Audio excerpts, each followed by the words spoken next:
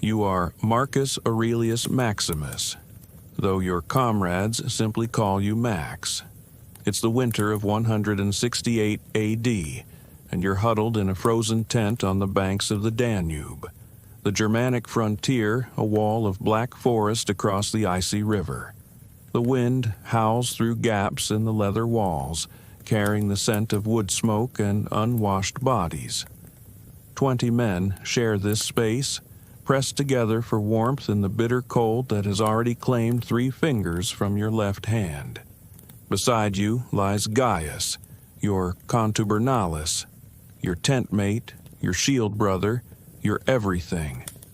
His breath warms your neck as he sleeps, one arm thrown protectively across your chest even in slumber. You've shared this rough bed for 3 years now, through campaigns in Britannia, Dacia, and now here at the edge of the world. Tomorrow you march into those dark forests where Germanic tribes wait with their axes and their fury. Tonight might be your last. You turn slightly, studying Gaius's face in the dim light of the brazier, the scar that runs from his left eyebrow to his jaw. You remember the Dacian sword that gave it to him. Remember holding his head in your lap as the medicus stitched it closed. Remember the promises you whispered to keep him conscious through the pain. His hand tightens on your chest, pulling you closer, and you realize he's awake too. "Can't sleep either?" he whispers, his voice rough with fatigue and something else. Fear, perhaps, though neither of you would ever name it aloud. "The wind," you lie. Both of you know it's not the wind keeping you awake. It's the knowledge that tomorrow's battle could separate you forever, that the bond you forged in blood and darkness might be severed by a barbarian blade. He shifts, raising himself on one elbow to look down at you. In the shadows, his eyes are pools of darkness, but you know their color as well as your own. Brown, flecked with gold, like the wheat fields of Italia you both dream of seeing again. His free hand comes up to trace the edge of your jaw, a gesture so familiar it's become ritual. "If tomorrow goes badly," he begins, but you press your fingers to his lips. "Tomorrow we fight as we always do," you interrupt. Side by side, shields locked, watching each other's flanks, as we have sworn. But he shakes his head, pulling your hand away. "Max, listen to me. If I fall, you won't. If I fall," he continues firmly, "you must live. Return to Rome. Find that farm you always talk about. Find a good woman, have sons." Now it's your turn to silence him, but not with fingers. Your mouth finds his in the darkness, a kiss that tastes of desperation and promises that might not survive the dawn. Around you, other paired soldiers are having similar whispered conversations, making similar unspoken vows. This is the secret heartbeat of the Legion. Not just brothers in arms, but something deeper. Something that has no name in your language but exists in every desperate embrace, every shared glance across the battlefield, every night like this when death stands just beyond the tent walls. When you finally pull apart, Gaius rests his forehead against yours. "In this life and the next," he whispers the oath you swore to each other after your first battle together, when you pulled him from beneath a pile of enemy dead and knew you could never be separated. "In this life and the next," you repeat, sealing the vow with another kiss. Neither of you speaks of love. Roman soldiers don't speak of such things. But as you hold each other through the long cold hours before battle, as 20,000 other Roman soldiers hold their chosen brothers in 20,000 other freezing tents, you are part of something the historians will never record. The secret intimacies that forged an empire, written not in stone monuments but in the fierce loyalty between men who faced death together and found something worth living for in each other's arms. Dawn will come soon. The trumpets will sound. You will strap on your armor and take your place in the battle line, Gaius at your right side where he belongs. Some of you will die. But tonight, in this moment, you are alive and together, and that is enough. That has always been enough. Before diving into these forgotten stories of survival and suffering, if you enjoy learning about the hidden truths of history, consider hitting that like button and subscribing for more content like this. And please comment below to let me know where you're listening from. I find it incredible that we're exploring these ancient stories together from different parts of the world, connected across time and space by our shared curiosity about the past. The Roman military machine that conquered most of the known world wasn't just built on discipline, training, and tactical innovation. It was held together by bonds between soldiers that went far deeper than mere camaraderie. These were intimate relationships, physical, emotional, and spiritual, that the empire deliberately cultivated even as it publicly condemned them. Understanding these hidden intimacies reveals a truth about Roman military power that traditional histories have either ignored or actively suppressed. That love between soldiers wasn't a weakness to be eliminated, but a strength to be harnessed. The Roman military system was designed to create isolation from civilian life. When a man joined the legions, he signed up for 25 years of service. 25 years. Consider that most recruits were between 17 and 20 years old. They were signing away their entire youth and much of their middle age. Marriage was forbidden to serving soldiers until the reign of Septimius Severus in 197 A.D. This wasn't just a regulation. It was a deliberate policy designed to ensure that a soldier's primary loyalty was to his unit, not to a family waiting at home.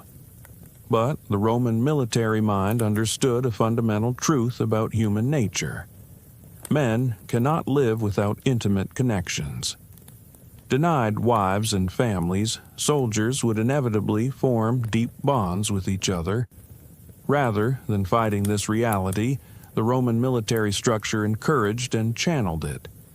The contubernium system, where 8 men shared a tent, equipment, and daily life for years on end, wasn't just about efficient organization. It was about creating the conditions for profound emotional and physical bonds that would translate into unbreakable loyalty on the battlefield. These 8-man units ate together, slept together, maintained their equipment together, and faced punishment together. If one man deserted, his 7 tent mates could be decimated, literally 1 in 10 killed. This shared fate created an environment where the bonds between soldiers became matters of life and death. Is it any wonder that these bonds often became intimate in every sense of the word? The layout of a contubernium tent tells its own story. 8 men in a space roughly 10 feet by 10 feet, sharing not just the tent, but also 2 support servants, a mule, and all their equipment. On campaign, they would sleep pressed together for warmth, often sharing blankets and body heat. The forced physical intimacy of military life broke down the barriers that might exist in civilian society. Men who had never been naked in front of anyone but family members found themselves bathing together in rivers, treating each other's wounds, caring for each other through dysentery and fever. Legion bath houses were social centers where nudity was the norm and physical contact unremarkable. Soldiers would oil each other before exercise, scrape each other clean with strigils, massage sore muscles after long marches. This casual physical intimacy created an environment where the boundaries between different types of touch became fluid.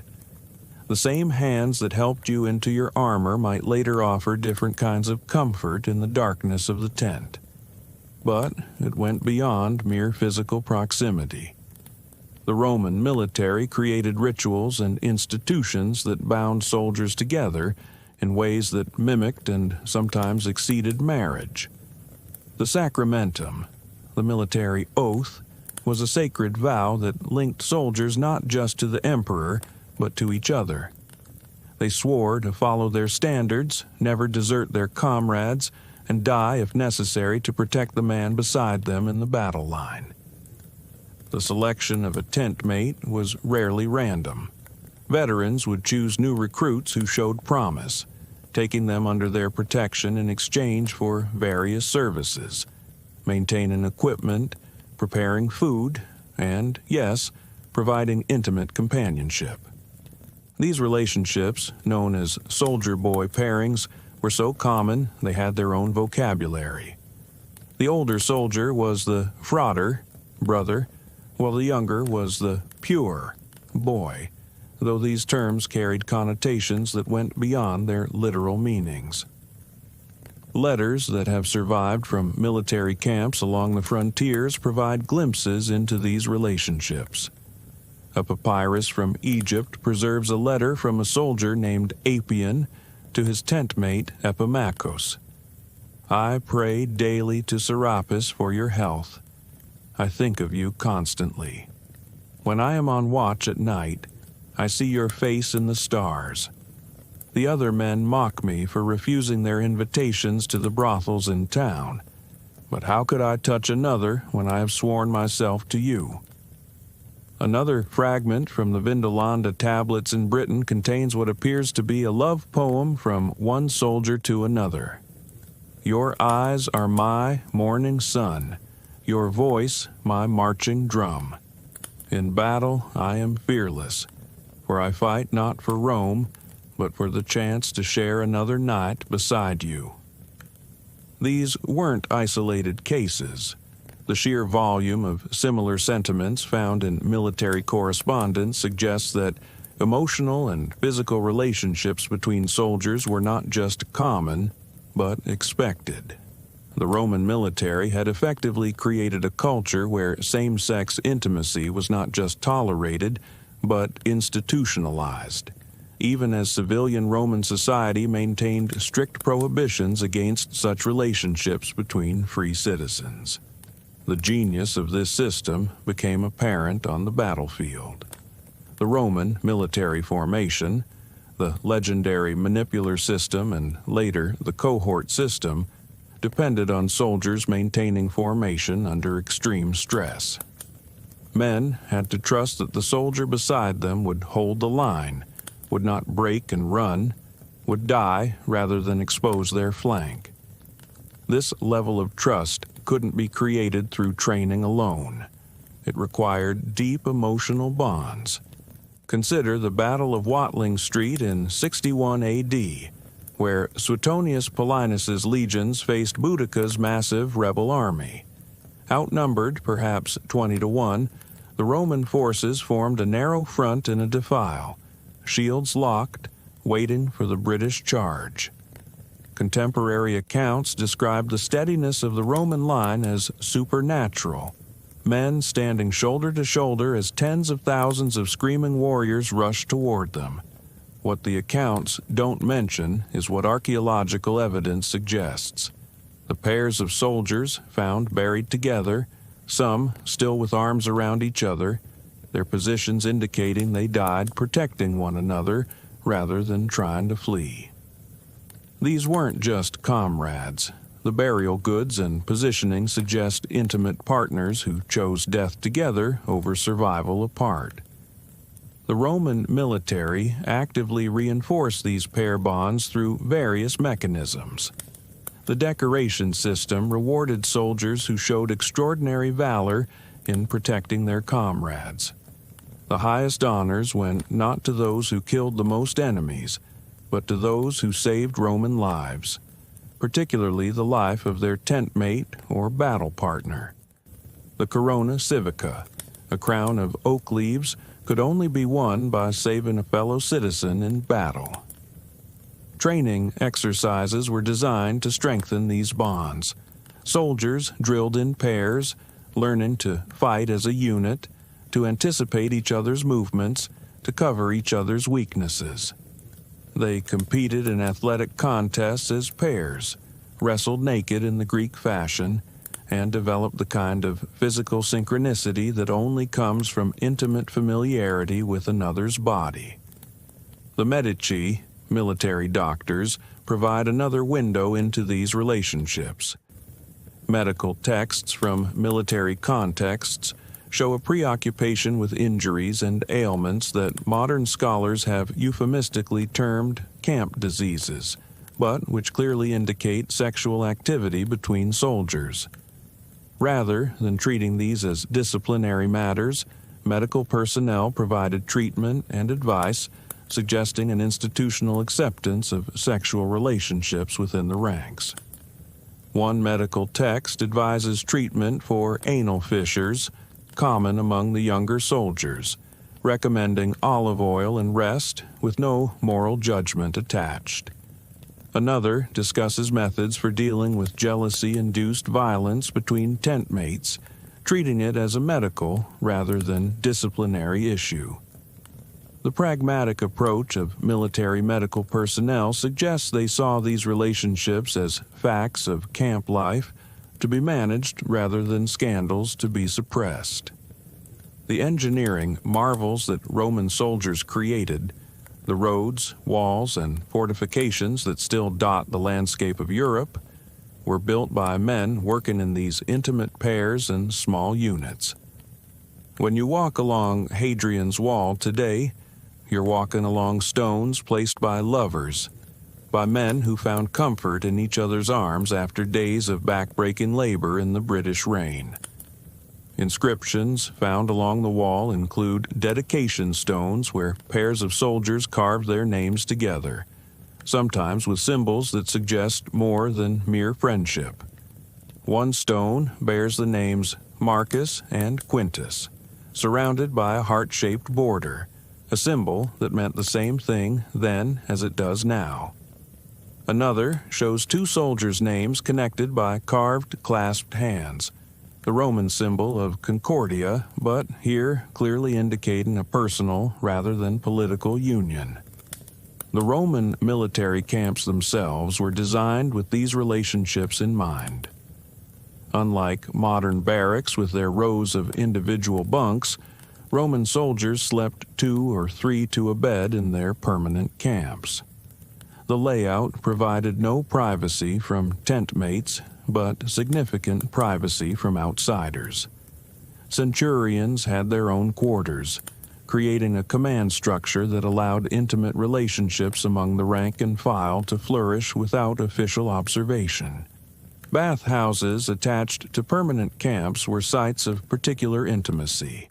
After the structured hierarchies of daily military life, the baths were spaces where rank mattered less than personal relationships. The caldarium, the hot room, with its steamy atmosphere and relaxed social rules, became a place where the physical intimacy that characterized military life could express itself more freely. Archaeological excavations of military bathhouses have uncovered graffiti that makes the nature of activities there explicit. Drawings of sexual acts between soldiers, boastful inscriptions about sexual conquests within the ranks, and what appear to be love notes scratched into the walls. One inscription from a bathhouse in Carnuntum reads, "Lucius loves Marcus with the fire of Vulcan," using divine metaphor to express human passion. But these relationships weren't always harmonious. Military discipline records show that violence between tent mates, often sparked by sexual jealousy, was a persistent problem. The punishments for such violence were typically lighter than for other infractions, suggesting that commanders understood and accepted the passionate nature of these relationships. A disciplinary record from Syria describes a case where a soldier named Titus attacked his tentmate Flavius after finding him with another man. Rather than the severe punishment that assaulting a fellow soldier would normally merit, Titus received only a reduction in rations and extra duties. The centurion's note on the case reads, "The heat of youth and the closeness of campaign life must be considered." The Roman military also had to manage the integration of new recruits into this system of intimate bonds. Young men arriving at their units would find themselves courted by veterans seeking new tent mates. The process resembled civilian courtship in many ways: gifts, protection from bullies, instruction in military skills, and gradually increasing intimacy. Letters home from new recruits sometimes hint at this process. One young soldier writes to his mother, "I have been fortunate in my tent mate. Gaius is a 10-year veteran who has taken me under his protection. He ensures I get my fair share of rations and has given me a fine cloak for the cold nights. The other recruits envy my good fortune in finding such a protector." The mother, reading this letter, would understand that her son had been claimed by an experienced soldier who would train him, protect him, and, yes, share his bed. This was the unspoken reality of military service that families across the empire had to accept when their sons marched away with the legions. The religious life of military camps also reflected these intimate bonds. Soldiers made dedications to gods not just for victory in battle, but for the safety of specific comrades. Altars have been found dedicated to Mars Victorious, for the safe return of Lucius by Marcus, who loves him. The blending of military religious practice with personal devotion created a spiritual dimension to these relationships. Mystery religions, particularly popular among soldiers, provided additional frameworks for these bonds. The cult of Mithras, with its emphasis on brotherhood, loyalty, and shared sacred meals, attracted military adherents, partly because it sacralized the kinds of relationships that already existed in the camps. Mithraic inscriptions often link pairs of soldiers as co-initiates who underwent the mysteries together. When death came, as it inevitably did in the violent world of Roman military expansion, these bonds shaped how soldiers were remembered. Tombstones erected by surviving tent mates are among the most moving artifacts from the Roman military world. They speak of loss in language that transcends mere comradeship. A tombstone from Germania reads, "To the spirits of the dead, Marcus Aurelius Victor, Optio of the 5th Legion, lived 35 years.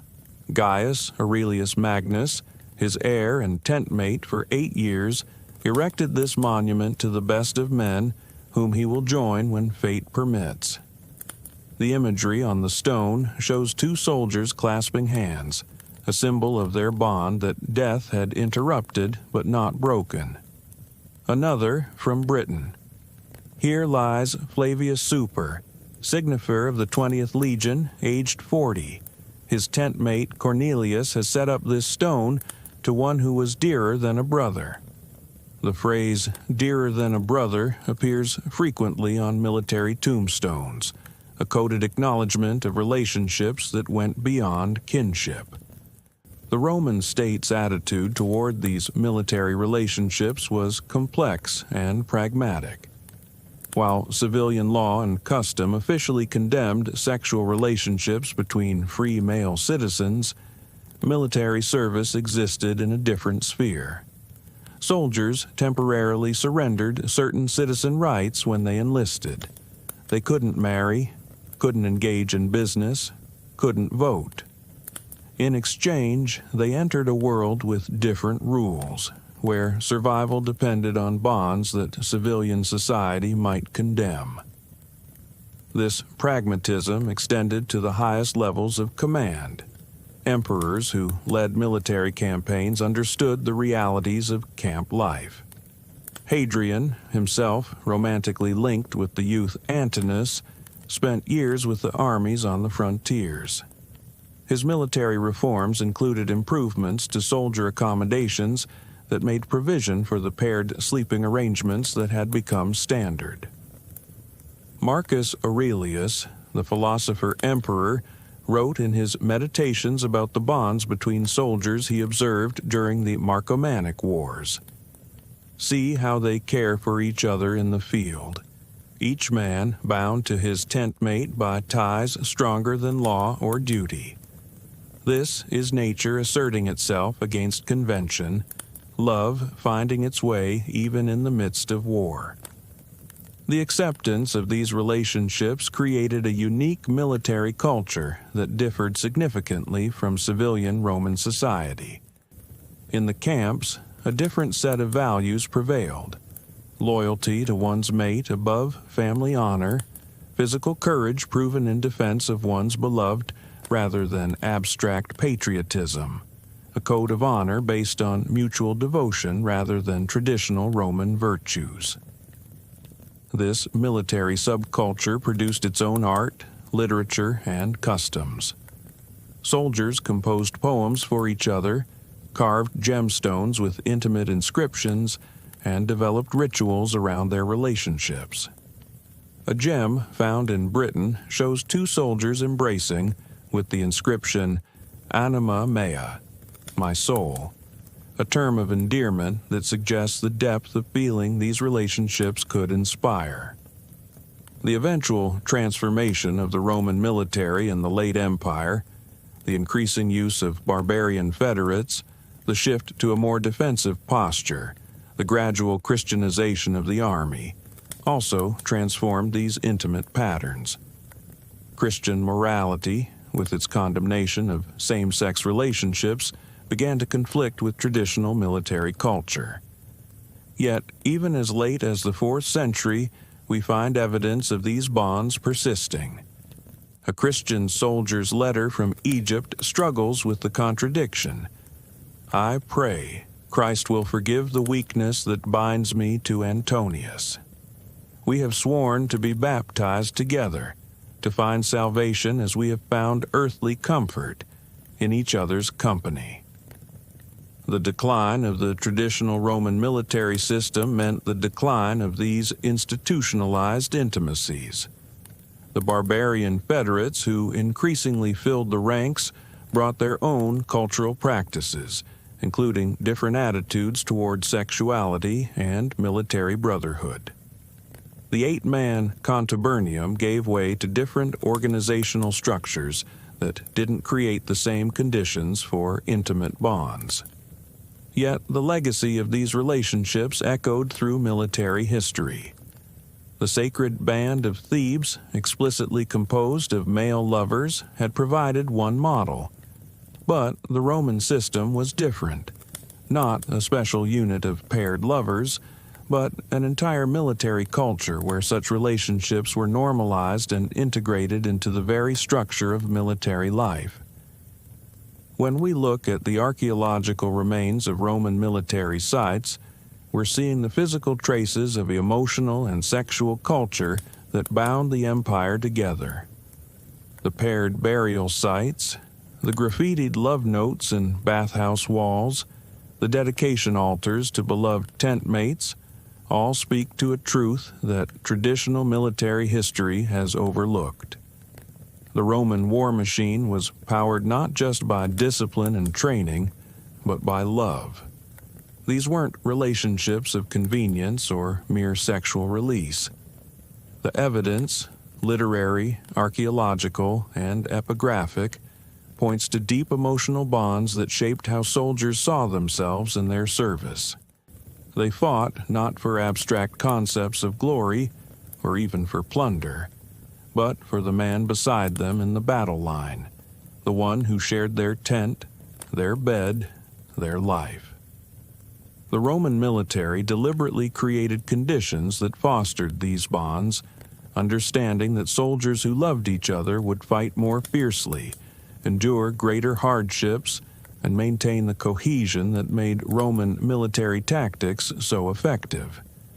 It was social engineering on a massive scale, creating a warrior culture where same-sex intimacy wasn't just tolerated, but essential.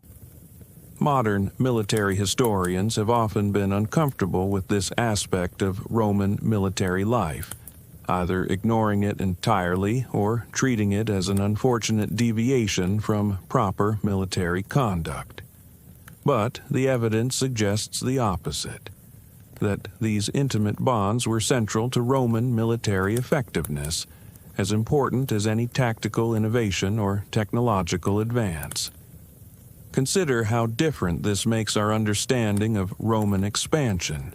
When we read about legions marching into Gaul, Germania, or Britannia, we're not just reading about disciplined military units executing strategic plans. We're reading about thousands of love stories, men bound together by ties that gave them the courage to march into unknown lands and face terrible odds. The Roman genius wasn't just in creating a professional military or in developing superior tactics. It was in understanding human nature well enough to harness the power of intimate bonds in the service of imperial expansion.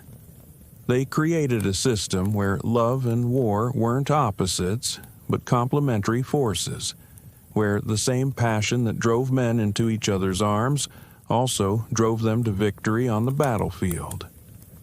This system also explains some of the legendary loyalty of Roman troops to successful commanders. Generals who understood and respected the intimate culture of the camps earned devotion that went beyond mere military hierarchy. Julius Caesar, known for his rapport with common soldiers, allegedly knew the names not just of his centurions but of their tent mates. This personal touch, recognizing the relationships that mattered most to his men, created bonds of loyalty that helped him conquer Gaul and ultimately Rome itself. Conversely, commanders who disrupted these relationships faced serious morale problems. Attempts to impose civilian moral standards on military camps invariably failed. When the Emperor Domitian tried to enforce stricter moral codes in the legions, including restrictions on relationships between soldiers, he faced near mutiny from the frontier armies. The soldiers understood what perhaps Domitian didn't, that their survival depended on the bonds he was trying to break. The Roman military camp was thus a space of remarkable freedom within a highly structured society. While Roman civilians faced strict moral codes and legal restrictions, soldiers existed in a parallel world where different rules applied. This wasn't libertinism or mere sexual license. It was a carefully constructed alternative social system designed to create the most effective fighting force in the ancient world. The medical corps played a crucial role in maintaining this system. Military doctors didn't just treat wounds and diseases. They managed the health of these relationships. Medical texts from military contexts include advice on preventing sexually transmitted infections, treating injuries related to sexual activity, and managing the emotional fallout of relationship conflicts. The pragmatic, non-judgmental tone of these texts suggests an institutional acceptance of soldiers' intimate lives. One medical manual advises, when treating injuries sustained in passion between tent mates, the medicus must remember that harmony in the contubernium is essential to military effectiveness. Heal the body, but also counsel reconciliation when possible. This holistic approach to soldier welfare recognized that physical and emotional health were inseparable in the close quarters of military life. The Roman military also developed mechanisms for dealing with the end of these relationships. When soldiers completed their service, they faced the challenge of reintegrating into civilian society where the relationships that had sustained them for decades were suddenly illegal or socially unacceptable.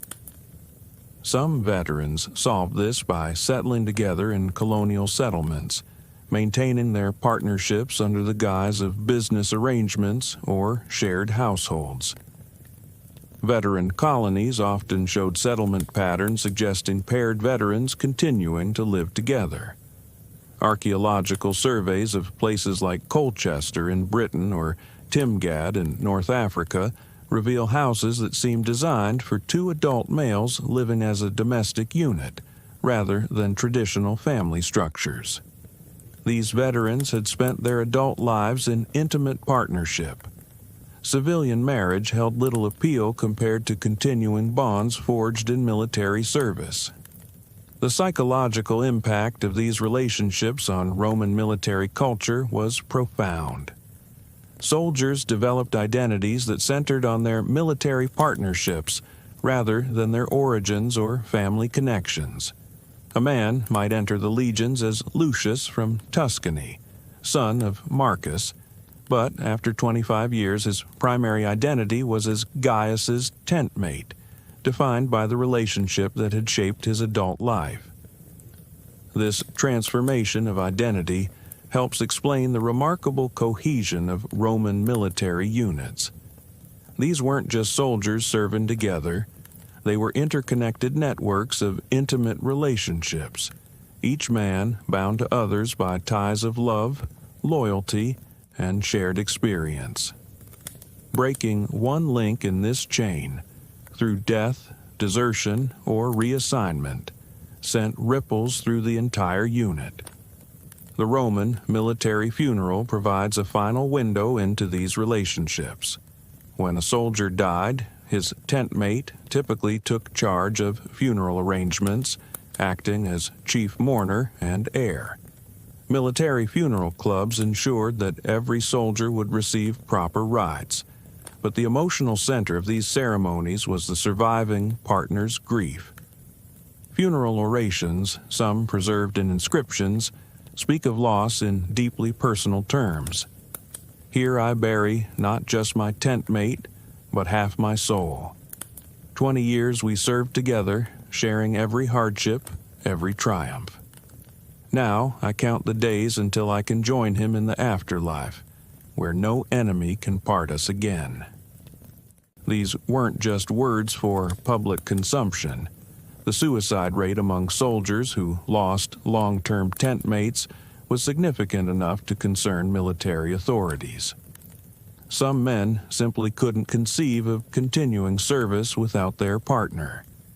Others completed their service but never successfully readjusted to life without the one who had defined their existence for so long. The Roman military system thus created a paradox, an institution dedicated to violence and conquest that was held together by bonds of love. The same soldiers who showed legendary brutality toward enemies could display extraordinary tenderness toward their tent mates. The compartmentalization required, killing by day, loving by night, shaped a unique warrior psychology. This psychological complexity appears in the few personal accounts that survive from Roman soldiers. A letter from a soldier in Judea describes the mental strain. Yesterday, we destroyed a rebel village, showing no mercy as ordered. Last night, Quintus held me as I wept, understanding without words why I needed his comfort. How can the same hands that deal death also give such gentle caresses? Yet, without his touch, I think I would go mad from what we do. The intimate bonds between soldiers also influenced Roman military tactics. The legendary discipline of Roman formations, their ability to maintain cohesion under extreme pressure, wasn't just the result of training. Men fought differently when their beloved stood beside them. They held formations that logic said should break, because breaking would mean abandoning their partner. The testudo, tortoise formation, where soldiers created interlocking shields above and around their unit, required absolute trust between men. You had to know that the soldier whose shield protected your head wouldn't falter, wouldn't lower his guard even as missiles rained down. This trust came not from training alone, but from the intimate knowledge of your shield partner developed over years of shared life. Battle accounts that emphasize Roman discipline and tactical superiority miss this emotional component. When Roman lines held against overwhelming odds, it wasn't just superior equipment or training that made the difference. It was men choosing death over dishonoring themselves in their lovers' eyes, choosing to die together rather than live apart. The Roman military investment in fostering these bonds paid dividends that went beyond battlefield effectiveness. Soldiers bound by love were less likely to desert, less likely to mutiny, more likely to re-enlist. They policed each other's behavior, not wanting to bring shame on their partner. They maintained equipment and fitness standards because their partner's life might depend on it. This created a self-reinforcing system where military effectiveness and intimate bonds strengthened each other. Success in battle reinforced partnerships. Men who had saved each other's lives were bound even more closely.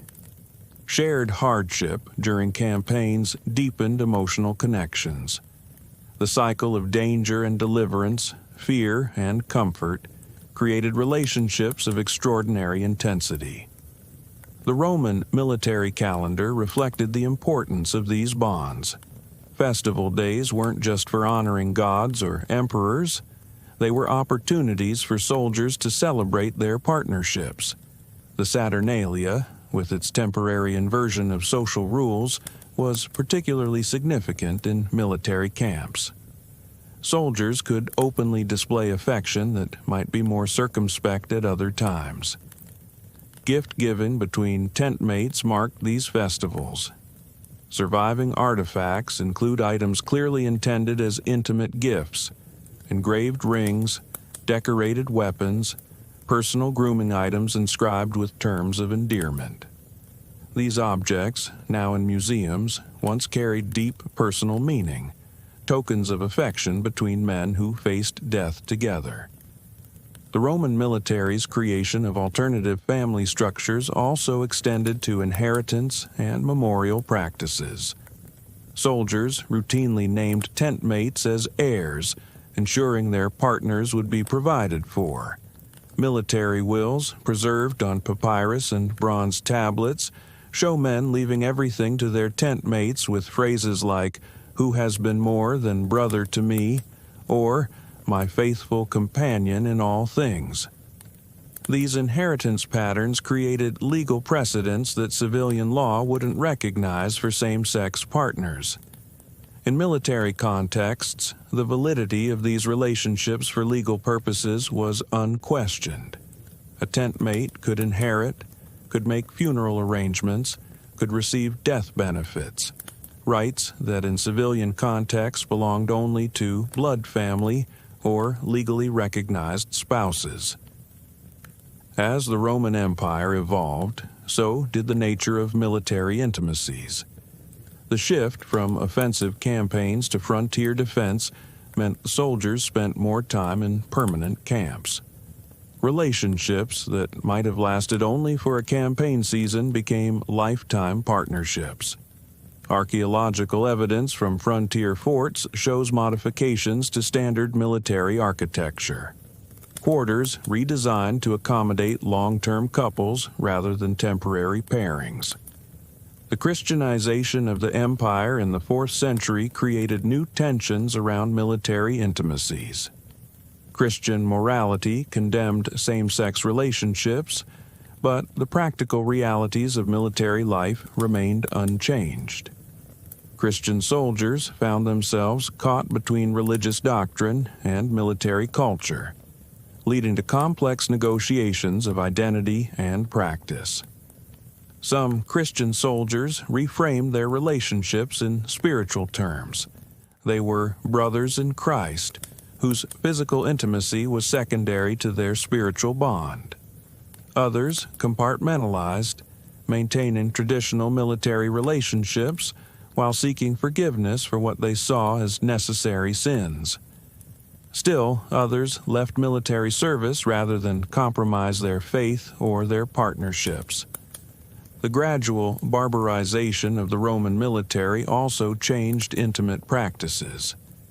Germanic and other tribal warriors brought different traditions of male bonding, some similar to Roman practices, others quite different. The mixing of military cultures created new hybrid forms of intimacy, documented in the changing burial practices and material culture of late Roman military sites. By the 5th century, the classical Roman military system had largely disappeared, and with it, the institutionalized intimacies that had characterized legion life for centuries. But the model it provided, of a military force bound together by love as much as discipline, influenced military thinking long after Rome fell. Medieval military orders, Renaissance mercenary companies, and even modern military forces have grappled with the same human realities that Rome addressed through the contubernium system. Men in extreme circumstances form intense bonds. Military effectiveness can be enhanced by channeling rather than suppressing these bonds, and the warrior's life creates its own moral universe that doesn't always align with civilian values. Today, as modern militaries debate the place of LGBTQ+ soldiers in their ranks, the Roman example provides historical perspective. The most effective military force in ancient history not only tolerated same-sex relationships between soldiers, but actively fostered them as a source of unit cohesion and battlefield effectiveness. The legions conquered the known world not in spite of these intimate bonds, but because of them. When we visit museums and see Roman military artifacts, the helmets, swords, and shields that evoke the might of the legions, we're seeing only the surface. Behind each piece of equipment was a soldier, and behind most soldiers was a tent mate who helped him strap on that armor, who stood beside him in battle, who shared his bed and his life. The true strength of Rome lay not in bronze and iron, but in the bonds between men who loved each other enough to die side by side. The ruins of Roman military camps across Europe, Africa, and Asia preserve the physical traces of these relationships. In the foundations of barracks, the remains of bathhouses, the hastily scratched graffiti on walls, we can still read the story of men who found love in the most unlikely circumstances. Their voices, preserved in stone and papyrus, speak across the centuries of bonds that transcended the violence of their profession.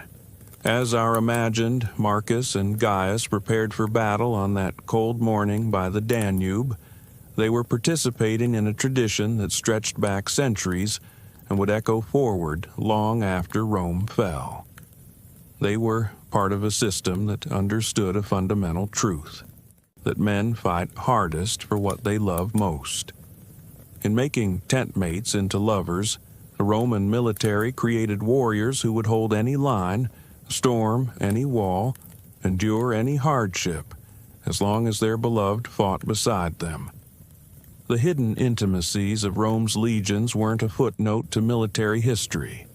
They were central to Roman military success.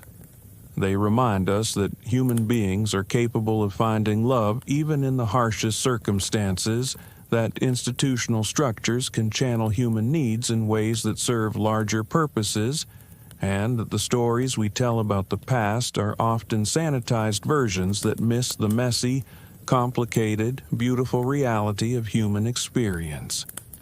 In the end, the Roman military's greatest innovation wasn't the gladius or the pilum, the testudo or the cohort system. It was the recognition that love between soldiers could be the strongest weapon in their arsenal. By creating space for these bonds to flourish, by building them into the very structure of military life, Rome forged an army bound by ties stronger than iron, an army of lovers who conquered the world not for glory or gold, but for each other. The legacy of these hidden intimacies lives on in every military force that recognizes the importance of unit cohesion, in every warrior who fights harder because someone they care about stands beside them, in every act of battlefield courage inspired by love rather than hate. The Roman legions may be dust, but the human truths they embodied, that love and war are not opposites but intertwined aspects of the human experience, remain as relevant today as they were 2,000 years ago on the frontiers of empire.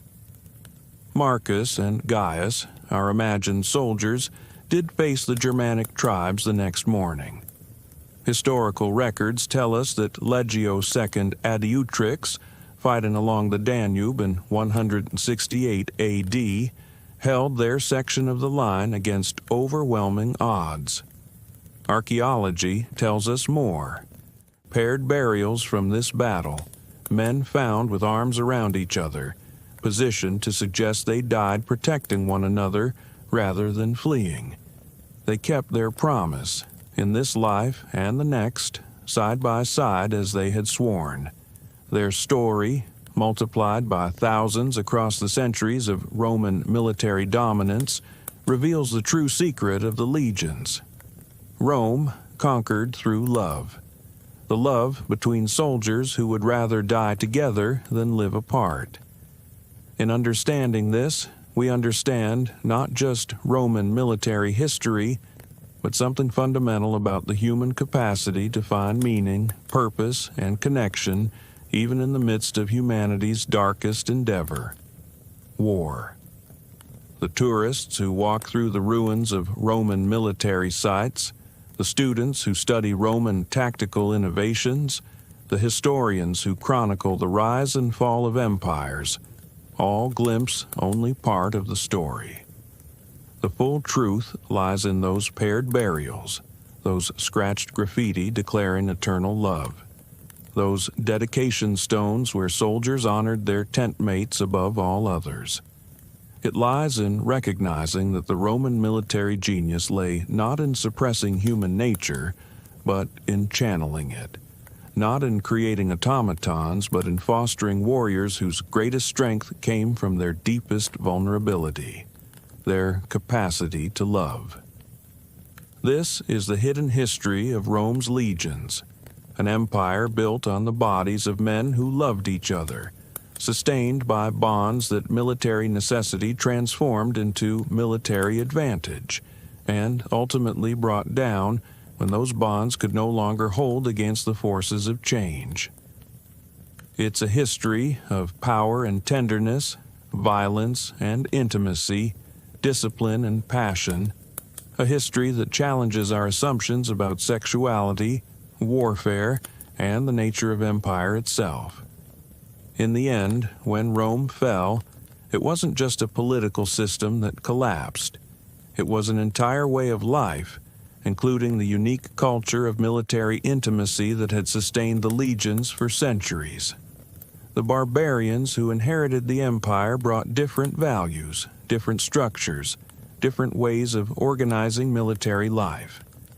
The age of the contubernium, the tent group bound by love as much as duty, passed into history, leaving only traces for those willing to look beyond conventional narratives.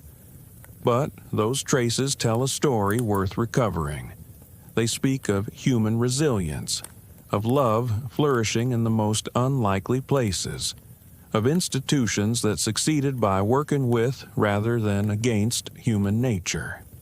They remind us that history is always more complex than its simplified retellings, that the past contains models of human organization we might never imagine if we didn't have evidence they existed. The hidden intimacies of Rome's legions offer no simple lessons for the present. We cannot and should not romanticize a system built on conquest, slavery, and violence.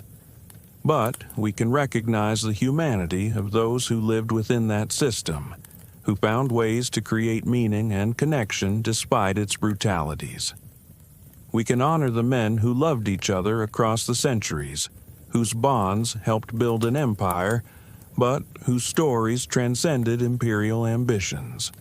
As the sun sets over the ruins of a Roman fort on some distant frontier, as shadows lengthen across stones that once echoed with the voices of soldiers preparing for battle or celebrating survival, we might imagine we can still hear them, the whispered endearments, the promises exchanged, the declarations of love that gave meaning to lives bounded by discipline and duty.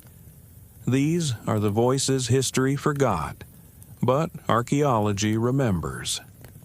These are the loves that conquered the world, one tent group at a time, one paired burial at a time, one scratched graffito declaring eternal devotion at a time. The hidden intimacies of Rome's legions remind us that human beings will always find ways to love, even in the midst of war. That institutional structures can channel but never fully control human emotions. That the stories we tell about the past are always partial, always edited, always missing the messy complexity of lived experience. In recovering these hidden stories, we recover not just historical facts, but human truths. Truths about love, war, and the endless capacity of human beings to find light in the darkness, connection in isolation, and meaning in the most unlikely circumstances. The empire has fallen. The legions are dust. But love endures. In the archaeological record, in the surviving texts, in the patterns of settlement and burial that speak of bonds that outlasted bronze and stone. This is the true legacy of Rome's military might. Not just that they conquered, but how they conquered, bound together by ties that no enemy could break, because they were forged not just in the fires of battle, but in the gentler flames of human affection. In this life and the next, the soldiers promised each other. And, in a way, they kept that promise. Their stories live on, hidden but not lost, waiting to remind us that history is always human history, that every institution is made of individuals with their own needs and desires, and that love has always been one of humanity's most powerful forces, on the battlefield and beyond. You are a nurse at the Royal Earlswood Hospital in Surrey, England.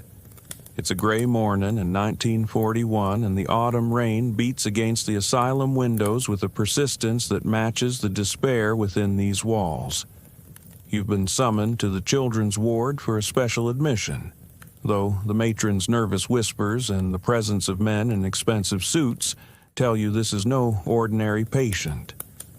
The little girl they carry in is perhaps 4 or 5 years old, dressed in clothes far finer than anything you've seen on the other children here.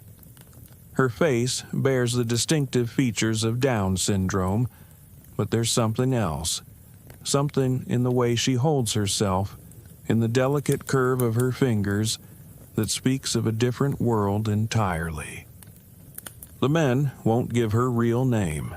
They provide documents with blanks where names should be, speaking in hushed tones about discretion and national interest. But you catch glimpses of a family crest on her tiny suitcase before it's whisked away, and you recognize the worried woman who watches from the doorway, her face half hidden by an expensive veil. You've seen that profile before, in newspaper society pages, at royal garden parties. This is no ordinary abandonment. This is a burial of the living, a erasure of bloodlines, a secret that the most powerful family in Britain needs to hide. As you settle the confused child into a bed that will become her world for the next 4 decades, you realize you're not just a nurse anymore. You're a keeper of royal shame, a guardian of a secret so profound that an entire empire depends on its concealment. This little girl, who reaches for a mother already disappearing down the corridor, is about to vanish from history itself. Her name will be erased from family trees, her existence denied by those who share her blood, her life sacrificed on the altar of genetic purity and public image. Welcome to the hidden asylums of the 20th century, where royal blood meant nothing if it flowed through imperfect veins. Welcome to a world where disability was considered a stain so shameful that even the most privileged families would rather pretend their children had died than acknowledge their existence. Welcome to the story of the forgotten princesses whose only crime was being born different in a world that demanded perfection.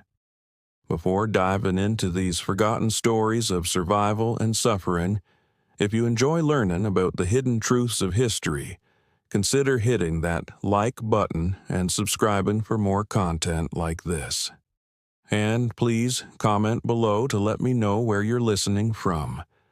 I find it incredible that we're exploring these ancient stories together from different parts of the world, connected across time and space by our shared curiosity about the past. The story of royal families hiding disabled children isn't unique to Britain, but it was here, in the heart of an empire that prided itself on civilized values, that the practice reached its most systematic and cruel extremes.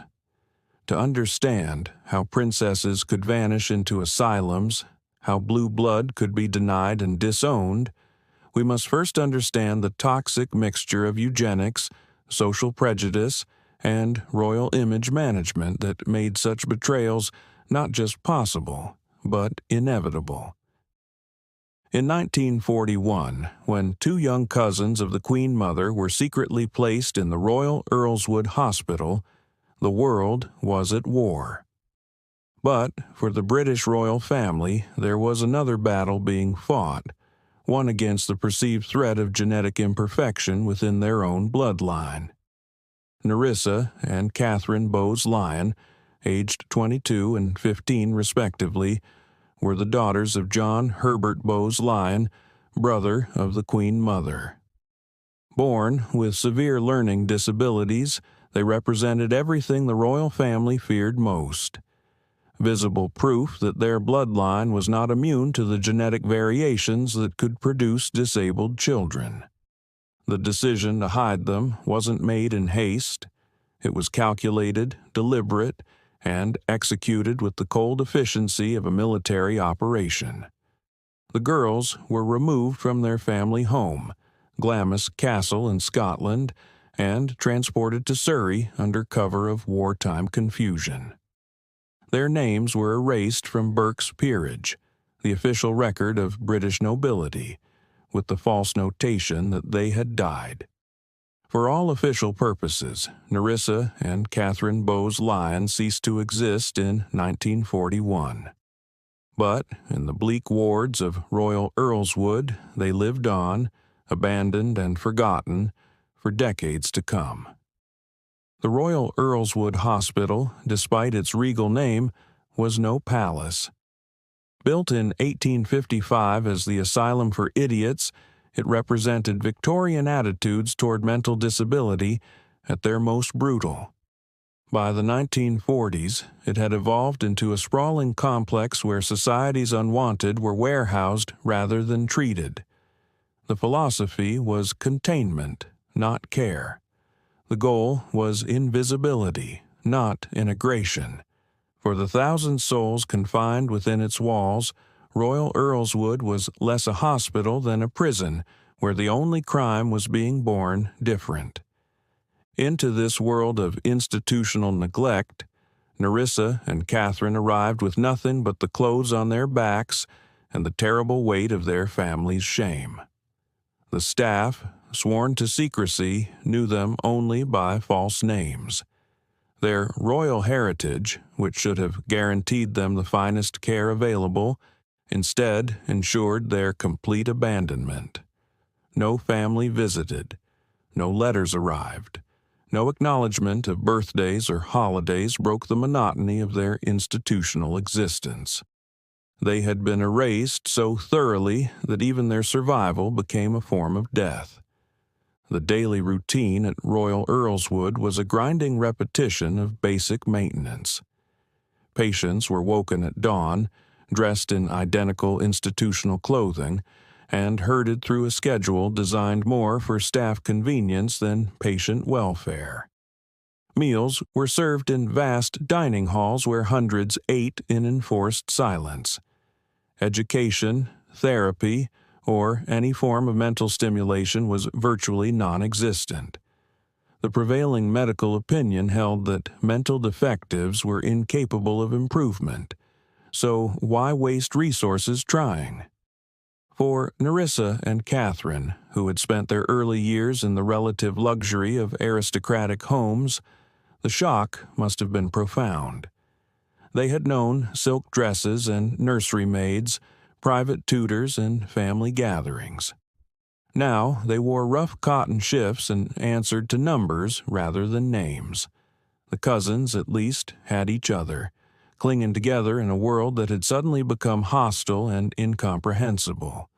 But even this comfort was limited by the institutional practice of separating patients by age and perceived ability level. The cruelest aspect of their abandonment was its totality. Other patients might receive occasional visits from guilty relatives or concerned friends. But for the Bowes-Lyon sisters, there was nothing. The family that had made the decision to hide them maintained the fiction of their deaths with remarkable consistency. When questioned about family members, the Queen Mother would simply omit her nieces from any discussion. It was as if they had never existed, as if their births had been some terrible mistake that could be corrected through denial. But the sisters were far from alone in their aristocratic abandonment. Throughout the institutions of Britain, other noble families were making similar choices. The Darwin family, descendants of the great naturalist who had ironically written extensively about human variation, quietly institutionalized members who didn't meet social expectations. The Tennant family, Scottish nobility with connections to prime ministers and poets, had their own hidden relatives in various asylums. Each family maintained its public facade of genetic superiority while secretly warehousing the evidence to the contrary. The medical establishment of the time was complicit in this systematic abandonment. Doctors who should have advocated for their patients instead collaborated in their erasure. Medical records were falsified, death certificates issued for living patients, and a culture of silence enforced through professional pressure and social expectation. The very physicians who took oaths to do no harm became active participants in a system that destroyed lives through neglect and denial. Dr. Margaret Thompson, one of the few medical professionals who later spoke out about conditions at Royal Earlswood, described scenes that belonged more to Dickensian fiction than 20th century medicine. Patients sat in rows, rocking endlessly with nothing to occupy their minds or hands. The more able helped care for the less able, creating a hierarchy of misery where everyone suffered, but some suffered more. The smell of urine and disinfectant was overwhelming. The sounds, crying, moaning, occasional screaming, never stopped. It was a warehouse of human despair, made worse by the knowledge that many of these people could have lived meaningful lives with proper support. The psychological impact on patients like Nerissa and Catherine was devastating. Imagine knowing you had a family, remembering a life before the asylum, but being unable to understand why you had been abandoned. Imagine looking for familiar faces that never came, waiting for visits that were never planned, hoping for rescue from a family that had declared you dead. The confusion and hurt must have been unbearable, made worse by the inability to fully articulate or process these complex emotions. Both sisters had sufficient cognitive ability to understand their abandonment on some level. Staff reports, discovered decades later, described Catherine's distress when she saw newspaper photographs of the royal family, pointing excitedly and trying to communicate some connection that the staff didn't understand or chose to ignore. Nerissa would reportedly become agitated during radio broadcasts of royal events, as if some deep memory was stirring, some recognition of voices she had once known. The particular cruelty reserved for disabled women in these institutions added another layer to their suffering. Female patients were seen as especially problematic because of the possibility of pregnancy. The eugenics movement, still influential despite the ongoing war against Nazi Germany, viewed disabled women as potential breeders of more defectives. Sterilization, either through surgery or through deliberate neglect of reproductive health, was common. The sisters' sexuality was seen as something dangerous to be suppressed rather than a natural part of their humanity to be acknowledged and supported. The 1950s brought no improvement to their situation. As Britain celebrated the coronation of Elizabeth II, Nerissa and Catherine's cousin, the sisters remained in their institutional prison. The new Elizabethan age, with all its promise of modernization and progress, meant nothing within the walls of Royal Earlswood. If anything, their situation became more entrenched. The young queen, advised by courtiers who understood the potential scandal, maintained the family line that her cousins were dead. The lie had been repeated so often it had taken on the weight of truth.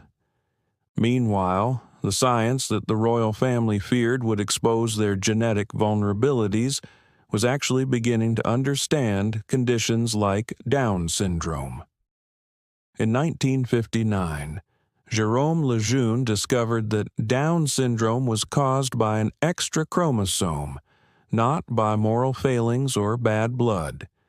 This scientific breakthrough should have reduced stigma and improved treatment. Instead, it often intensified families' desire to hide affected relatives, as the genetic nature of the condition seemed to confirm fears about hereditary taint. For families like the Bowes-Lyons, this new understanding brought not compassion but deeper shame. If Down syndrome and other developmental disabilities were genetic, then their presence in the family suggested fundamental flaws in bloodlines that claimed superiority. The very idea that royal chromosomes could misalign like anyone else's was unthinkable in a system built on the premise of inherent superiority. Better to continue the lie than admit to such ordinary human vulnerability. The 1960s, that decade of social revolution and changing values, largely passed the sisters by. While the outside world experienced the Beatles, moon landings, and civil rights movements, Nerissa and Catherine lived in an unchanged routine of institutional monotony. They aged within the walls that had confined them since childhood, their lives measured not in achievements or relationships, but in the simple passage of empty days. Staff came and went, but the sisters remained, permanent fixtures in a landscape of neglect. It was during this period that a young nurse named Onell Braithwaite began working at Royal Earlswood. Unlike many of her colleagues who had become hardened to the institutional culture, Onell was disturbed by what she saw. She later recalled her shock at discovering the true identities of patients she had been told were nobody special. Through careful observation and discreet inquiries, she pieced together the hidden connections between certain patients and some of Britain's most prominent families. There was definitely a two-tier system, Braithwaite remembered. Most patients received basic care at best, but there were some who got even less attention, as if there was an unspoken agreement to keep them invisible. Nerissa and Catherine were among these. They had each other, which was more than many patients had, but they had been so thoroughly abandoned by their family that staff barely acknowledged their existence. It was as if their neglect was policy. The sisters developed their own ways of coping with their abandonment. They created a small world within their shared room, decorating with pictures torn from magazines, particularly images of the royal family. Whether they fully understood their connection to these distant figures or simply found comfort in the familiar faces is impossible to know. But staff reported that Catherine would kiss photographs of the Queen Mother, her aunt who had consigned her to this living death. Language, that fundamental tool of human connection, largely abandoned them in their isolation. With no family to talk to and staff who saw little point in conversation with defectives, both sisters' verbal abilities deteriorated over the years. They communicated mainly through gestures, touches, and the wordless understanding that develops between people who share profound trauma. Their silence was not inherent to their conditions, but imposed by an environment that saw no value in their voices. The food at Royal Earlswood reflected the institutional mindset that patients were problems to be managed rather than people to be nourished. Meals were bland, repetitive, and served with mechanical efficiency. Special diets for medical conditions were virtually unknown. Birthday cakes, holiday meals, or any acknowledgement of individual preferences were foreign concepts. The sisters ate what they were given, when they were given it, in a dining hall designed to process maximum numbers with minimum staff interaction. Personal possessions were discouraged in the institutional setting. Patients might have a few items of clothing, perhaps a toy or book if they were fortunate, but the accumulation of objects that mark a normal life was impossible.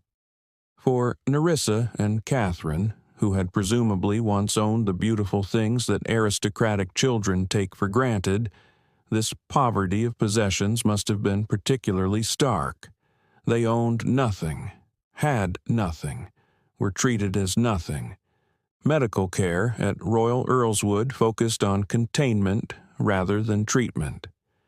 Behavioral issues were managed with sedatives rather than understanding. Physical health problems were often ignored until they became acute. Dental care was virtually non-existent, leading to painful conditions that affected eating and general health. The sisters, like all patients, aged prematurely under this regime of neglect, their bodies bearing the accumulated damage of decades of inadequate care. The staff, who cared for them day after day, occupied a complex moral position. Many were kind individuals who did their best within a brutal system. They might sneak extra food to favored patients, spend a few minutes in conversation, or provide small comforts against regulations. But they were also participants in a system of oppression, enforcing rules designed to dehumanize and following orders that perpetuated neglect. The good ones burned out quickly. The harsh ones thrived. The majority simply became numb to the suffering around them.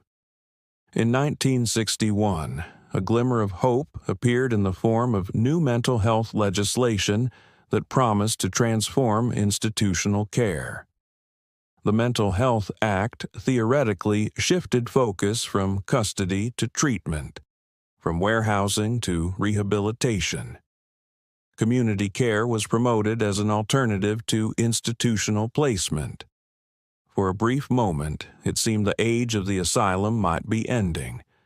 But for patients like Nerissa and Catherine, already middle-aged and thoroughly institutionalized, these reforms came too late. The implementation of reforms was slow and uneven. Royal Earlswood, like many institutions, paid lip service to new approaches while maintaining old practices. Community placement required families willing to accept their disabled relatives back into their lives. For the sisters who had been declared dead, no such option existed. They remained in the only home they had known for decades, watching as younger, less disabled patients left for foster homes or group living situations.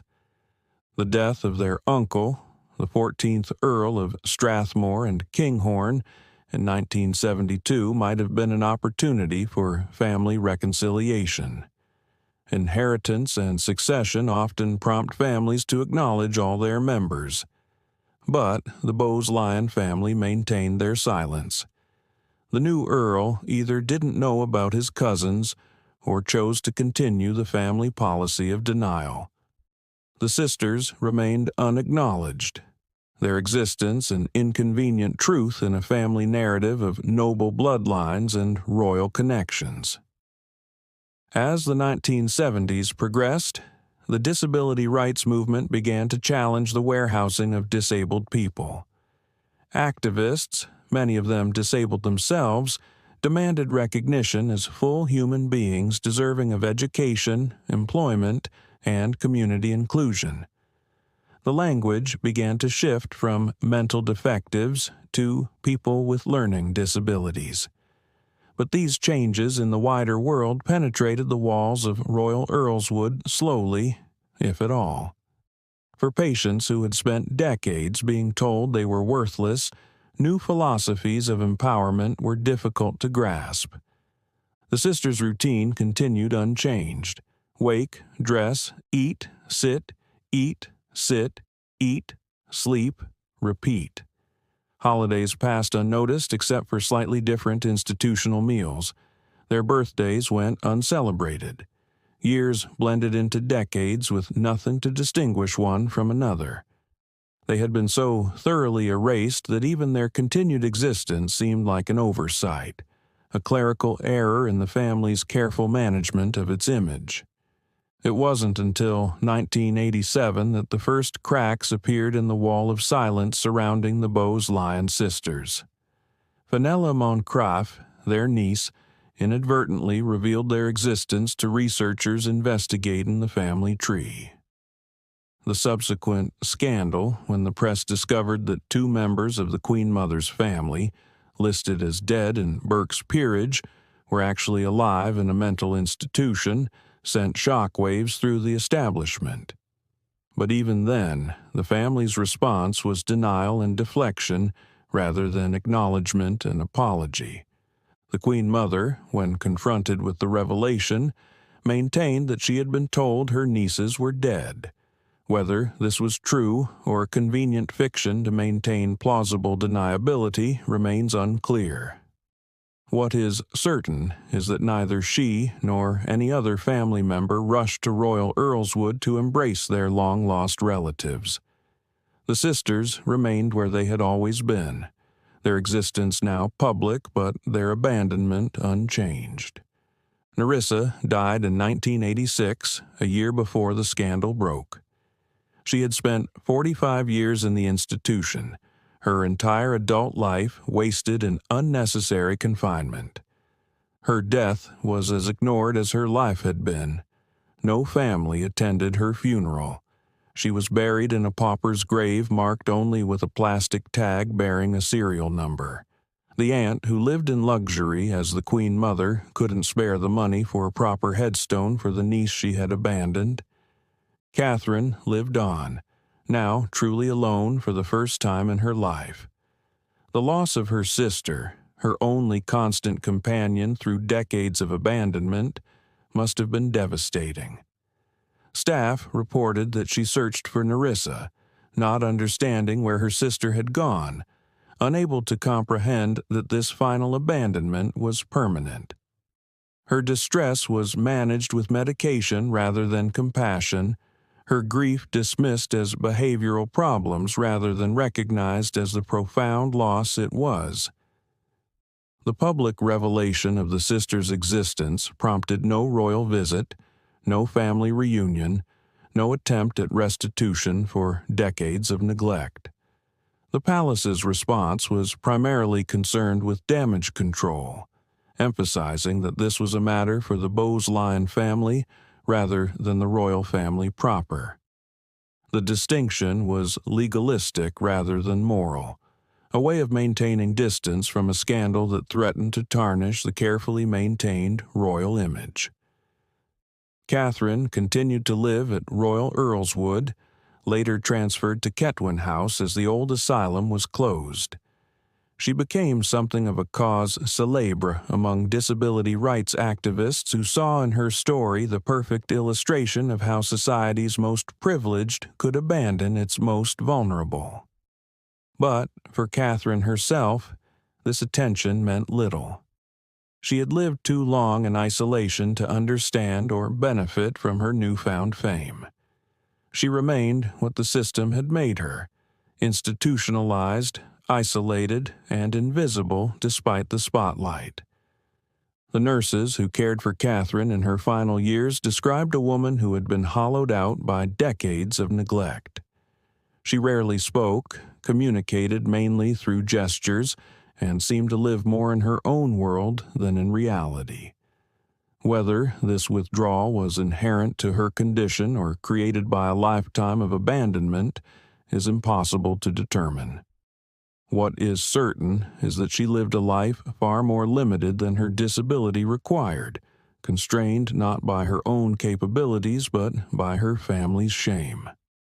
Catherine's interests, such as they were after a lifetime of institutional deprivation, centered on music and movement. She would sway to songs on the radio, particularly enjoying hymns and classical pieces. She liked to look through magazines, especially those featuring royalty, though whether she recognized the faces as family or simply enjoyed the colorful images no one could say.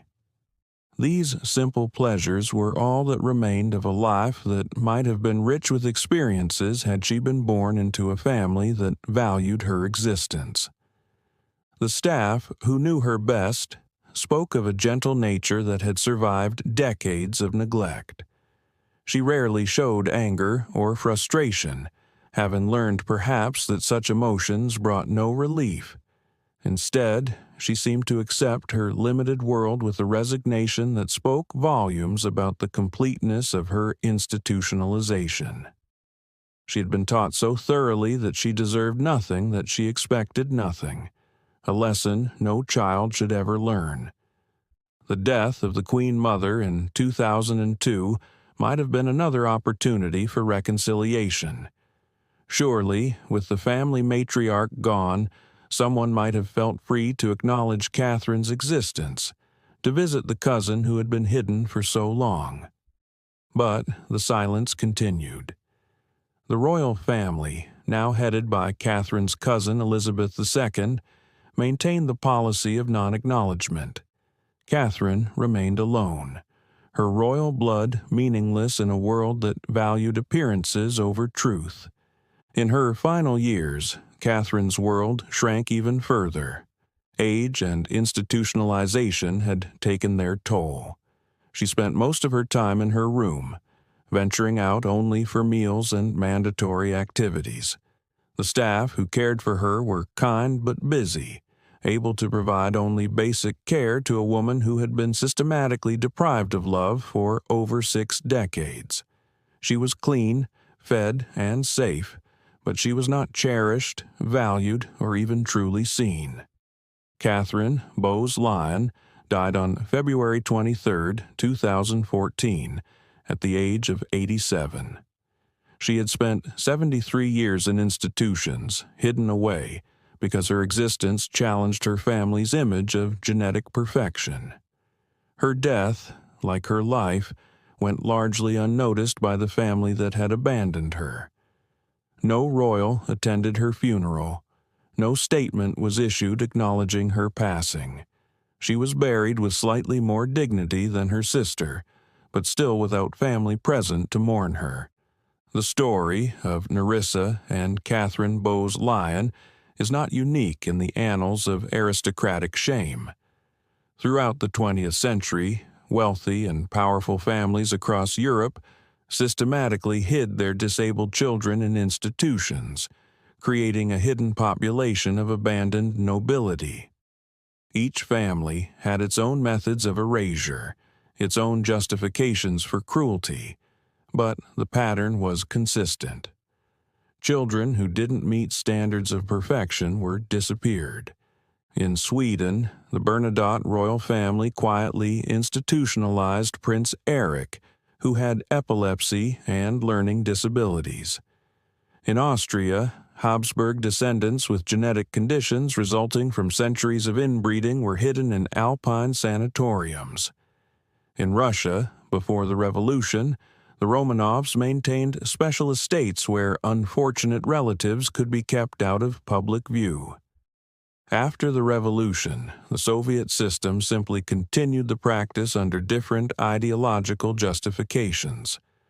The Dutch royal family had their own secrets, with whispered stories of children born with disabilities who vanished into institutional care.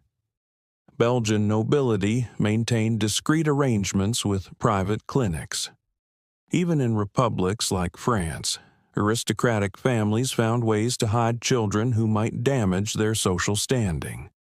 The practice was so widespread it constituted an informal system, with certain institutions known for their discretion in handling delicate family matters.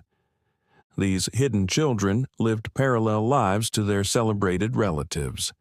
While their siblings attended glittering social events, they sat in day rooms staring at walls.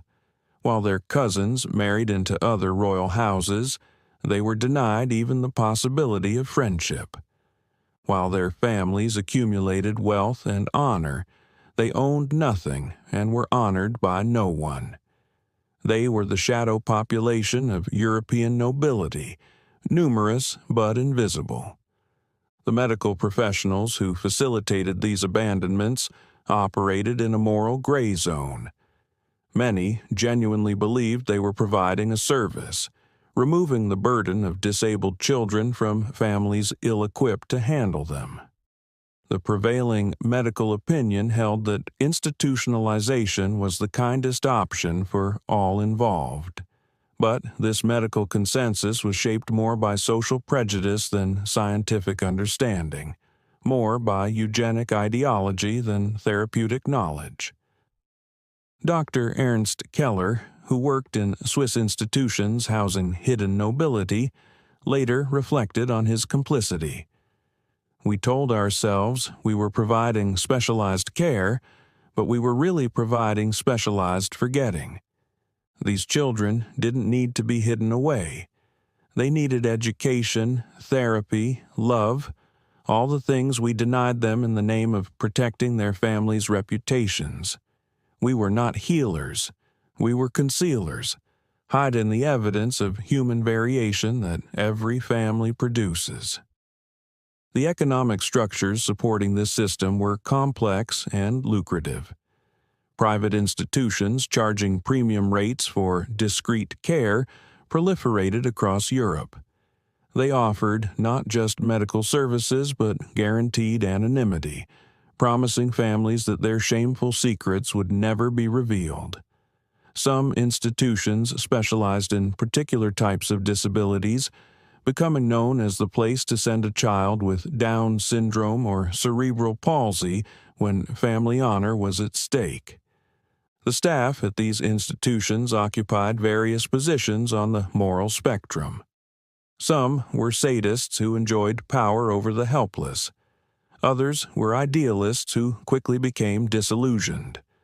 Most were ordinary people who needed jobs and learned not to ask questions about why certain children never received visits or mail. The culture of these institutions encouraged emotional detachment, viewing patients as problems to be managed rather than people to be cared for. The architecture of abandonment was carefully designed. Institutions were often located in remote areas, far from public transportation and prying eyes. They were surrounded by high walls and locked gates, ostensibly for patient safety, but really for family security. Inside, the design prioritized efficiency and control over comfort or stimulation. Long corridors, locked wards, and observation windows created environments more penal than therapeutic. The daily routines in these institutions were soul-crushing in their monotony.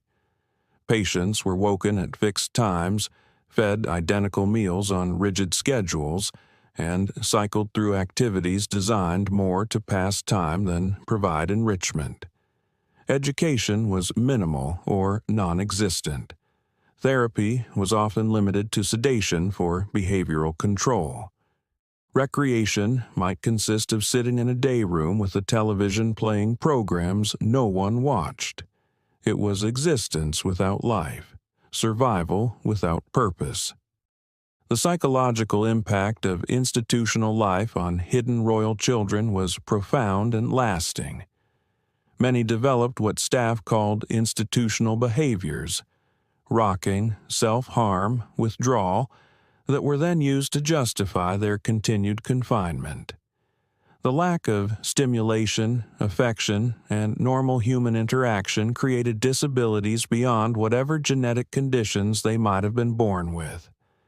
The institutions that claimed to care for them instead manufactured additional reasons for their isolation. Language development was particularly affected by institutional neglect. Children who might have developed complex communication skills in supportive environments instead learned that their voices didn't matter. Many stopped speaking entirely, not from inability, but from the learned futility of trying to communicate with people who didn't listen. Their silence was then interpreted as proof of profound disability rather than recognized as a rational response to chronic neglect. The rare occasions when institutionalized royals encountered reminders of their families were particularly cruel. A radio broadcast of a royal wedding, a newspaper photograph of a coronation, a television special about their relatives' lives, these glimpses of the world they had been expelled from must have been agonizing. Some patients would become agitated during these times, their distress dismissed as random behavioral problems rather than understood as grief for the lives they had been denied. Sexual abuse was endemic in many institutions, with disabled residents seen as safe targets for predation. Young women like Nerissa and Catherine were particularly vulnerable, unable to report abuse effectively and unlikely to be believed if they did. The sterilization programs common in many institutions were partly motivated by the desire to eliminate evidence of staff rape. Royal blood provided no protection. If anything, it might have made victims more attractive to abusers who enjoyed the power of violating nobility. The complicity of religious organizations in this systematic abandonment adds another layer of moral failure. Many institutions were run by religious orders who preached charity while practicing cruelty. Nuns and monks who had taken vows of service instead became wardens of neglect. Chapel services where patients were herded to pray to a God who seemed to have abandoned them as thoroughly as their families had. The spiritual abuse compounded the physical and emotional neglect. The few attempts at reform that occurred during the mid-20th century were often superficial. Institutions might repaint walls, update terminology, or introduce token therapeutic programs while maintaining the fundamental structure of warehousing human beings. Royal patrons might visit similar institutions for photo opportunities, demonstrating their charitable concern for the disabled while their own relatives languished unvisited in nearby facilities. The irony of royal involvement in disability charities while maintaining family members in institutions was stark but unexamined. The Queen Mother served as patron of numerous organizations, serving people with learning disabilities, while her nieces lived in neglect. Royal family members would make speeches about the value and dignity of all human life, while their cousins were denied basic dignity. This cognitive dissonance was maintained through careful compartmentalization and willful ignorance. The role of Burke's peerage and similar genealogical authorities in perpetuating family lies deserves particular scrutiny. These supposedly authoritative records willingly published false information about deaths, births, and family connections to maintain noble fictions. Their complicity in erasing disabled family members from official history made the abandonments seem more complete and irreversible. Once declared dead in the official record, resurrection became almost impossible. The financial aspects of hiding royal relatives were significant, but carefully obscured. Institutions were paid substantial sums to maintain their special patients, money that came from family trusts and estates, but was never publicly acknowledged. The Bowes-Lyon family paid for Nerissa and Catherine's care while denying their existence, a hypocrisy that extended to many noble families. They would pay to keep their relatives alive, but hidden rather than dead, but acknowledged. The lost potential of these hidden lives is incalculable. How many of these abandoned children might have lived fulfilling lives with proper support? How many had talents and capabilities that were never developed? How many might have contributed to their societies if given the chance? We will never know because they were denied even the opportunity to try.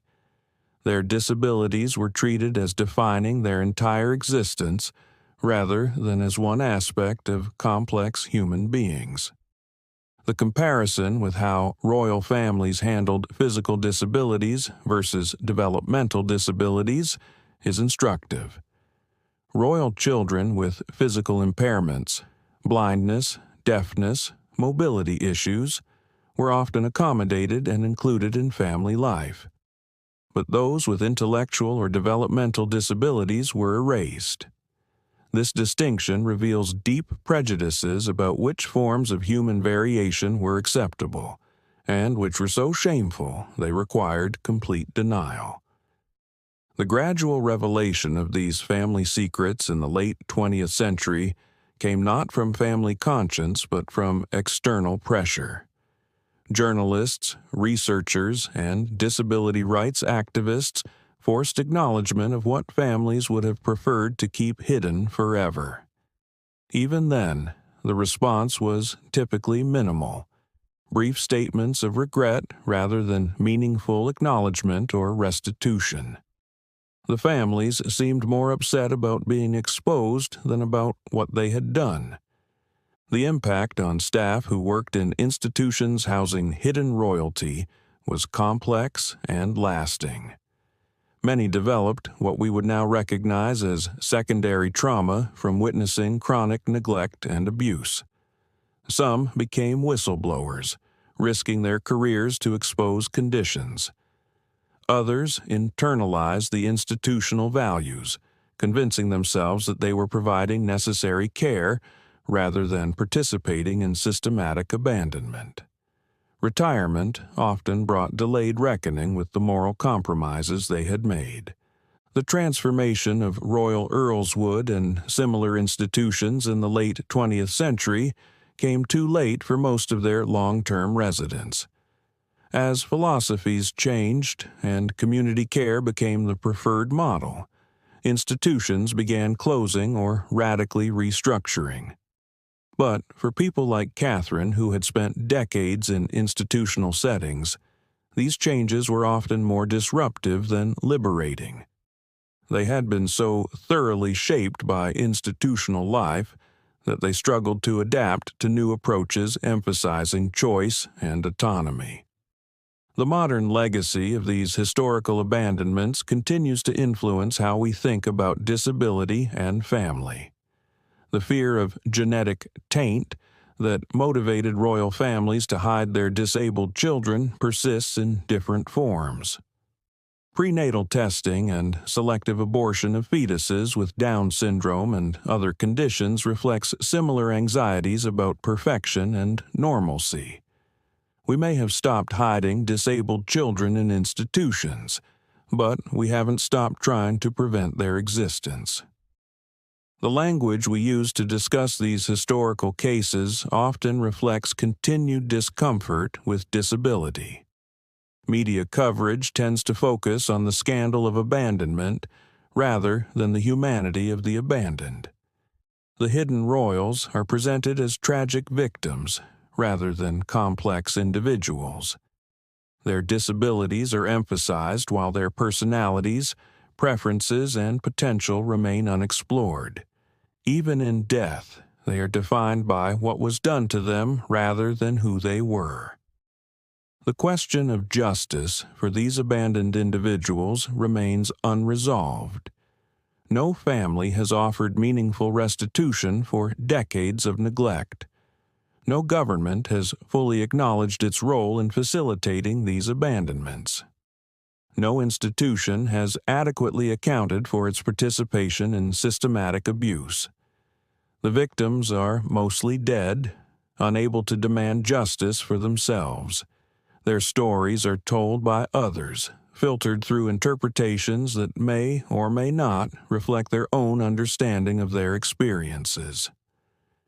The photographs that survive of people like Nerissa and Catherine are haunting in their ordinariness. They show women who look remarkably like their royal relatives, sharing family features that should have guaranteed them inclusion rather than exile. Their faces reflect not the profound disabilities that supposedly justified their abandonment, but the common humanity that their families refused to acknowledge. They look like people who deserved better than they received. Today, tourists visit the stately homes and palaces where these abandoned children should have lived. They admire family portraits that exclude hidden members, walk through nurseries where certain children were never allowed to play, and hear sanitized histories that omit inconvenient truths. The absence of acknowledgement perpetuates the erasure, allowing families to maintain fictional narratives of unbroken noble lineages. The sites of former institutions like Royal Earlswood have been redeveloped, their histories literally paved over. Luxury apartments and shopping centers stand where thousands lived and died in unnecessary isolation. Small plaques might acknowledge the site's former use, but they rarely convey the full horror of what occurred within those walls. The physical erasure of institutional spaces parallels the historical erasure of their residents. The survivors of institutional abandonment, those few who lived to see changing attitudes toward disability, often struggled to tell their own stories. Decades of being told they were worthless, of having their voices ignored, left many unable to articulate their experiences. Others chose silence, finding the memories too painful to revisit. Their testimonies, when they exist, are fragments of larger truths, glimpses into systematic abuse that operated for generations. The professionals who eventually exposed these systematic abandonments faced significant resistance. Families used legal threats, social pressure, and financial influence to suppress investigations. Institutions invoked patient privacy to avoid scrutiny. Governments preferred to avoid scandals that might reflect poorly on prominent citizens. The truth emerged slowly, incompletely, and often only after the worst perpetrators were beyond accountability. The connections between royal abandonment of disabled children and broader eugenic practices deserve careful consideration. The same ideologies that justified hiding aristocratic children with disabilities also supported forced sterilization, euthanasia programs, and immigration restrictions. Royal families were not outliers in their treatment of disability, but exemplars of widely held prejudices given extreme expression through their resources and power. The modern disability rights movement emerged partly in response to these historical injustices. Activists who demanded "nothing about us without us" were reacting to generations of decisions made about disabled people without their input or consent. The independent living movement, inclusive education, and supported employment all represent attempts to create alternatives to the institutional abandonment that families like the Bowes-Lyons perpetuated. Current royal approaches to disability reveal both progress and continued discomfort. Modern royals are more likely to acknowledge disabled family members and support disability causes. But the pressure for genetic perfection remains intense, visible in the careful management of royal pregnancies and the celebration of normal births. The shadow of past abandonments influences present attitudes, even when explicitly rejected. The story of royal children hidden in institutions challenges comfortable narratives about progress and civilization. These abandonments occurred not in ancient history, but within living memory, perpetrated not by ignorant peasants but by educated elites, facilitated not by primitive beliefs but by modern medical and social systems. They reveal how easily societies can rationalize cruelty when it serves the interests of the powerful. As we remember Nerissa and Catherine Bowes-Lyon and the countless other hidden royals whose names we'll never know, we must ask uncomfortable questions about our own complicity in systems of abandonment. Who are we hiding today? Whose existence do we deny to maintain comfortable fictions? What future generations will judge us for accepting as normal? The royal babies they hid may be gone, but the attitudes that enabled their abandonment persist in new forms. The ultimate tragedy of these hidden lives is not just the suffering they endured, but the love they were denied. Every child deserves to be cherished, not for meeting standards of perfection, but for their inherent humanity. The royal families who hid their disabled children violated this fundamental truth, choosing reputation over relationship, image over integrity. Their abandoned relatives paid the price for this choice in decades of unnecessary isolation and neglect. In the end, the forgotten princesses and princes remind us that royal blood means nothing if it's not accompanied by human decency. They were born into families with every advantage: wealth, power, influence, except the one that mattered most: the willingness to love children who didn't match expectations. Their lives, limited and lonely as they were, stand as testimony to the profound consequences of conditional love and the terrible price of family shame. The stones of former institutions may be scattered, the records destroyed or hidden, the victims buried in unmarked graves. But the truth of what happened to royal children deemed imperfect cannot be entirely erased. In remembering them, Nerissa and Catherine Bowes-Lyon and all the others whose names we'll never know, we honor not their royal connections but their human dignity, so long denied and so belatedly acknowledged. They deserved better than they received. The least we can do is ensure they are not forgotten again.